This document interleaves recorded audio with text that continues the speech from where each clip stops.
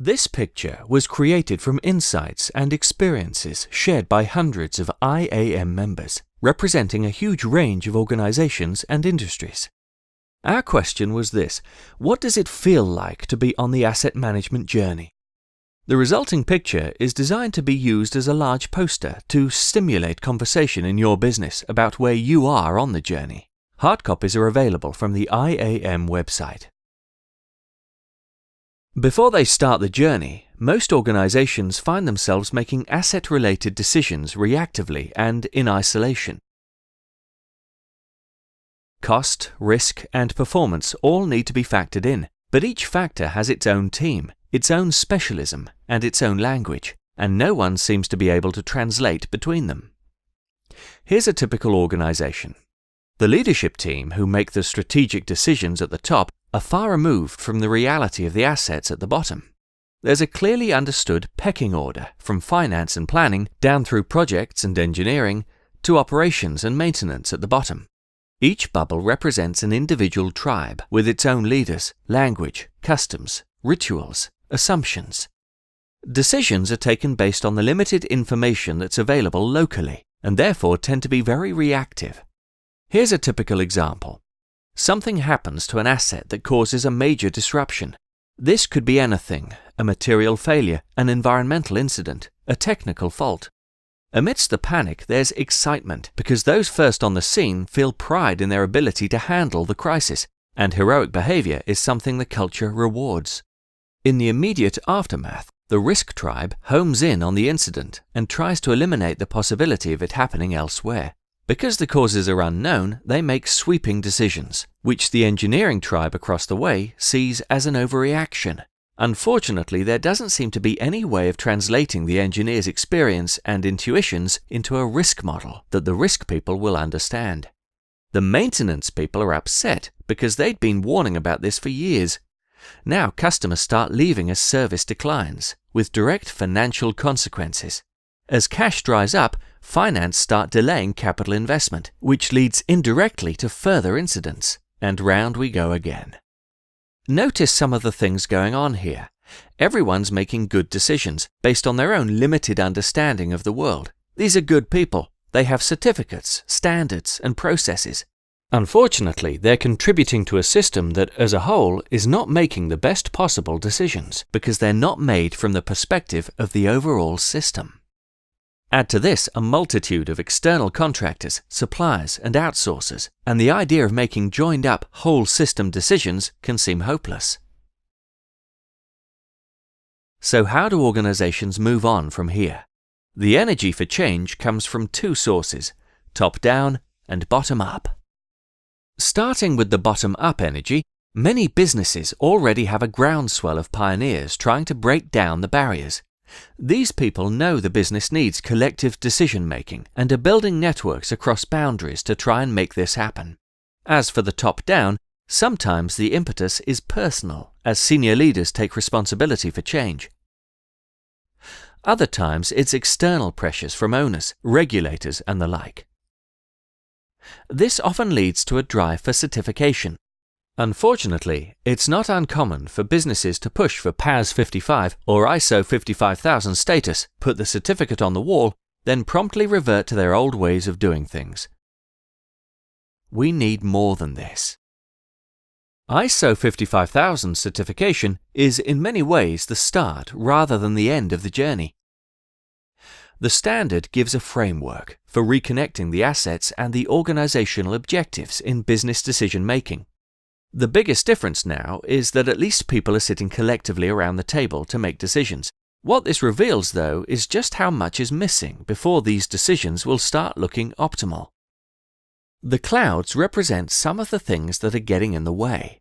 Looking upwards to the strategic objectives, these are often unclear, expressed in contradictory language, and point to competing agendas. Looking down towards the assets, without the historical data, we end up relying on proxies and assumptions. Many of the processes that give us the information are not yet defined or embedded. With such an imperfect system, the big danger is cynicism that the organization as a whole isn't going to change. This can lead back into blame games.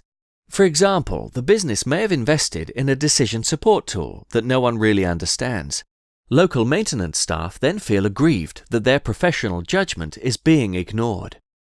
At the same time, an increase in awareness of asset management concepts and techniques can lead to a real sense of empowerment.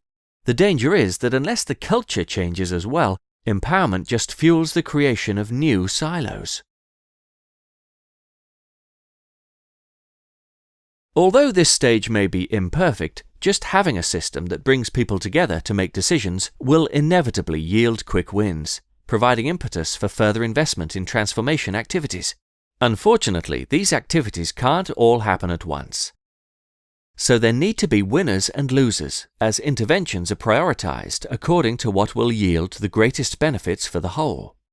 But in a way, this is the shape of things to come. Until individual teams are prepared to accept that the right decision for the overall business may appear to be the wrong decision for them locally, optimal asset management decisions will not be possible. So, looking forward, what is an optimal asset management decision? We can state in general terms that it's the decision that maximizes the long-term value of assets by aligning them to the objectives and purpose of the business. But what that looks like will vary markedly from business to business and industry to industry. That said, there are a number of factors that all outstanding asset management organizations have in common. Firstly, they have leaders who walk the talk. They don't just tell people to collaborate, they model what collaboration looks like. Secondly, these organizations embed asset management as a philosophy of continuous improvement, rather than seeing it as a one-time transformation program. It's an ongoing journey, not a destination.